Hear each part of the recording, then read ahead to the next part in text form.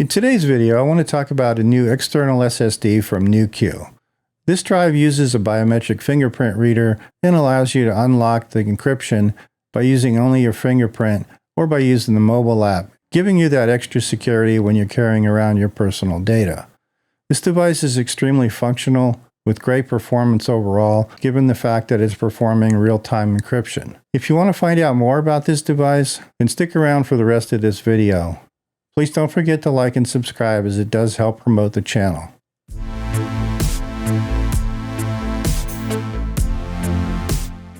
Full disclosure, NewQ did send me this device for review with no strings attached, nor have they influenced this video in any way. As always, the results and opinions are my own. In the box, you get the drive, a USB-C to C cable, and a USB-C to A cable, allowing you to use this device on virtually every kind of computer or laptop. You get the instruction booklet, which I found to be a little challenging to follow.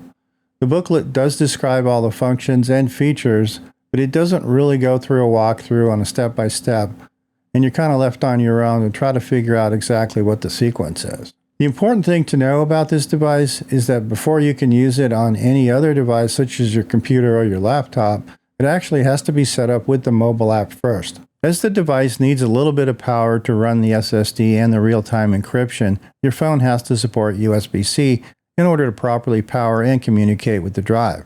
You can use a mobile tablet if you don't have a phone with USB-C, but once it's set up, you can use it on almost any device by using only your thumbprint reader to access your data. Let's go ahead and set this thing up and configure it using my phone, and then we'll see how effective the fingerprint works on various devices.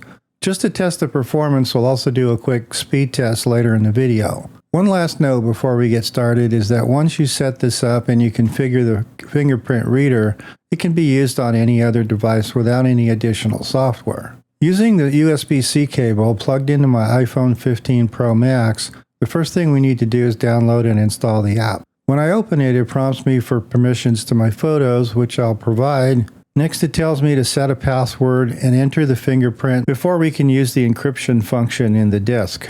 Click OK and you'll be taken to the screen to set and verify the password. Once you set up the password, you're prompted to set up the fingerprint. Give it a name and learn the fingerprint by using the sensor, much like you would on a phone or a Windows Hello device. Just keep tapping the sensor in various angles, and once you've memorized your fingerprint, it will take you back to the settings screen. This is the area that you can come back to if you ever need to replace or reprogram your fingerprint or change your password. Now that we've set up the fingerprint, we should be able to take it over to any device just to see how it works.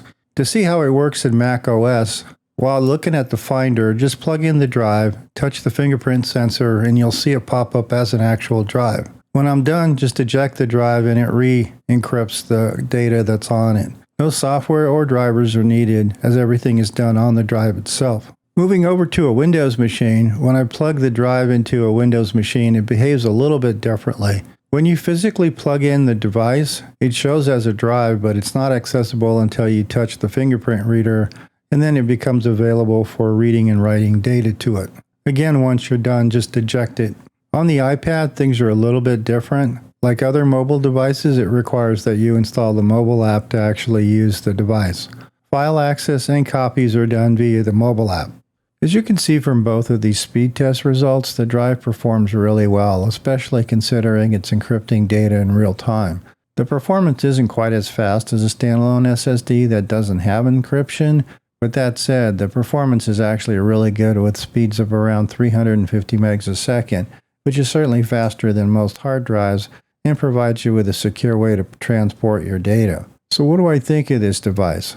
The last portable drive I used with encryption used a keypad, which I found extremely annoying. Others have made an attempt at fingerprint reading, but they weren't really reliable. With this device, I found the fingerprint reader to be very accurate and very repeatable, and it worked every time I used it. If you're carrying around data and want to keep it secure as you're moving it from device to device, then this is certainly worth considering. You get drive encryption, the convenience of a fingerprint reader, and decent performance for a very competitive price. As an added benefit, your fingerprints are stored locally and they're not bound to any account or email. I'd really like to thank the team at NewQ for sending me the device and allowing me to test it. I hope you've enjoyed this video, and please don't forget to like and subscribe if you find it useful, as it does help promote the channel. Thanks for watching, and I'll see you on the next one.